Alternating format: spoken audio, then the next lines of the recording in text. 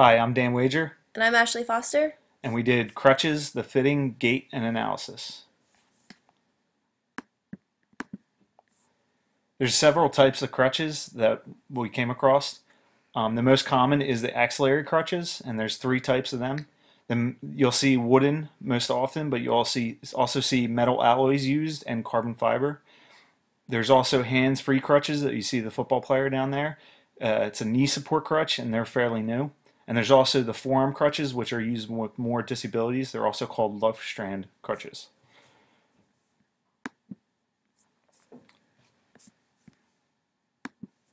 Okay, for proper crutch fitting, what we want to do is make sure that the crutches are 6 inches lateral of your feet and then 2 inches interior of your toes. Then you can place the crutches under your armpits, and you want to make sure that they're 2 fingers or 1 inch between the armpit and the padding. For your hands, you're going to come down and just make sure the heel of your hands touch the handles. And then when you put your hands on the handles, you want to make sure there's at least a 20 to 30-degree angle.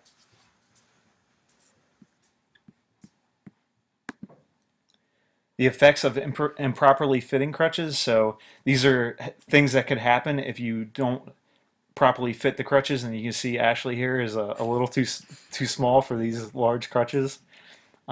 So some of the effects that can happen is decreased stability, increased energy expenditure, decreased function, decreased safety, crutch palsy, which is when the brachial plexus or radial nerve is continually compressed due to improper fit or the use of crutches. And then some long-term effects that can happen are hematoma formations within the palms and maybe the forearms, and also increased pain. And some of the crutch basics we wanted to run over in this topic is to always make sure the crutches are fit properly, like I said. You want to make sure that the weight is in your hands and not in your armpits. You want to advance the crutches to swing to the outside, then to the front. You want to place the crutches around 1 foot in front of you, and you want to lean on the crutches and step forward. Different techniques will be discussed as we go on, but you want to just make sure that you do not shrug your shoulders to advance the crutches. There are many different weight-bearing statuses when using crutches. We have non-weight-bearing status, or touchdown weight-bearing status, which is balancing with the toe but not actually weight-bearing with it. Partial weight-bearing status, and as tolerated or full weight-bearing status. In this presentation, we will mostly be discussing non, partial, and full weight-bearing. Non-weight-bearing status. Mainly the 3-point or tripod stance is used. This is where the unaffected limb supports the body weight and the affected limb stays elevated off the ground. There are 2 gait variations with this, the swing to and the swing through. In the swing to gait, this is a safe option for non-weight-bearing athletes because it is slow and controlled, and especially good for athletes who are new or unsteady on crutches. In this gait, the athlete places the crutches in front of them. They then put weight in their hands and swing the unaffected leg to the crutches, with the affected leg following. The swing through gait is a little less cautious, but more time efficient. In this gait, the athlete places the crutches in front of them, puts weight in their hands, and then swings the unaffected leg just past the crutches. This allows them to move more quickly and efficiently. Partial weight-bearing status. This is when weight-bearing status limitations are no longer fully contraindicated. The purpose of this is to progress the athlete towards full weight-bearing, limit atrophy, and increase venous return due to increased promote of blood flow. To achieve the partial weight-bearing status, it is good to tell an athlete to pretend they are walking on eggshells to make sure they are not putting actual full weight-bearing on their affected limb. There are 2 gaits in the weight-bearing status, modified 3-point and 4-point.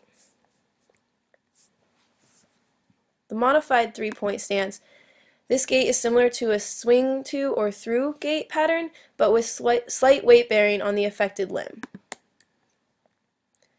The 4-point gait is used to start to reintroduce normal gait because it mimics the normal opposing movement of arms and legs. In this gait, the athlete moves the crutch with the opposite leg, similar to a normal walking gait. However, most of the weight is still in the hands and the unaffected leg. Full weight bearing status. This is when full weight bearing is no longer contraindicated. The purpose of this is to gain mobility, range of motion, strength, and progress to a functional gait. The 4-point has an alternating gait, and then there's the 3-point step 2 and 3-point step through. The 4-point alternating gait is the same as the partial weight bearing for 4-point gait. However, the athlete is now putting full weight on the affected limb. They are mostly using the crutches for balance and support when needed, while the athlete gets comfortable with bearing full weight on the affected limb. The 3-point step 2 is similar to the swing 2 gait. However, the athlete is fully weight bearing and stepping to the crutches with both feet rather than swinging on one. The 3-point step through gait is similar to the swing through gait. However, the athlete is fully weight bearing and stepping through the crutches with both feet rather than swinging on one. This resembles more of a functional gait of the lower extremities. Coming across stairs, when using your crutches, there's a common saying that goes with it. You always want to go up with the good and down with the bad. And I'll discuss this in the following slides to tell you what that's about. I'll also go over the railing, how to use the railing with your crutches. So up with the good is just leading with the affected leg onto the first step. Then you want to bear weight and follow with the affected leg and crutches. And then you want to repeat this step. So it's up with the good leg and then followed by the bad. So down with the bad is going to be, you're going to, while keeping weight on the good leg, you want to place the crutches on the descending step, follow with the bad leg while maintaining balance, and you want to lean forward and step down with the good leg. And finally, when approaching a railing using crutches, you want to use the handles of the crutches as a stabilizer in the opposite hand of the railing. And you want to use the good leg and the railing to hoist your weight up onto the ascending stair. Some precautions for using crutches is you won't, until you're accustomed to using these crutches, you want to make sure you have someone that's nearby. So you want to keep someone like an assistant to help with in case you do fall. You also want to avoid crowded areas. You want to routinely maintain the hardware, so you want to keep the bolts tight.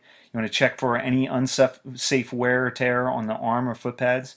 The foot pads, if they start to lose their grip, you could walk into certain surfaces and it'll completely just slip out from under you.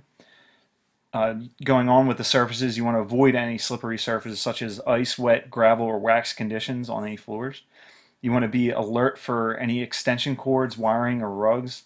You could easily trip over a bundled up rug or anything like that. You also want to never carry anything in your hands while using your crutch. You want to use all of your weight on your crutches. That's the main purpose of them. And also, as you can see by the pictures right here, you want to avoid pets and small children.